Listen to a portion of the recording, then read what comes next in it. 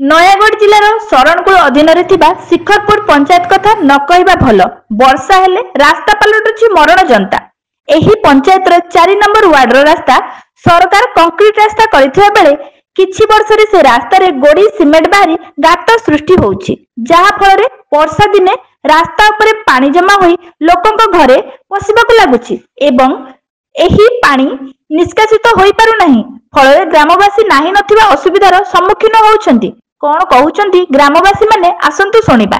देखंतु आज्ञा हमर जो दयनीय अवस्था खरा दिन कथा छाड़े वर्षा दिन आसला माने बहुत आम अवस्था भोग करुचु। यही केनाल व्यवस्था नहीं माने ये कौन ड्रेन व्यवस्था नहीं, रास्ता भांगी गला पानी जावासा करी वर्षा समय आम बहुत एमती कष्ट अनुभव करुचु। तेणुक रास्ता केमी मरामती हम, ड्रेन केमती जीव आम ब्लॉक कि उच्च कर्तृपक्ष से भरसाटा रखुचु जे बर्तमान आम 25 वर्ष है जो दयनीय अवस्था होचु। पिला माने आउ छोट पिला माने स्कूल पिला माने जो अवस्था रे जाउछन्ति आछन्ति, तेणु ए कर्तृपक्ष या प्रति दृष्टि पड़ू, शीघ्र यार गोटे समाधान बाट बाहर करंतु। आया देखंतु हमर 4 नंबर वार्ड रो ए रास्ता की अवस्था हेची। आम घर मानक पानी पशुचे, आम एथे चल प्रचल हो पारनु। एबे कही हेले एटा को ब्लॉक को जाइथिलु, सेठे मध्य कही एता कलेनी, पंचायत तरफ मध्य कही किछि बुझुनाती।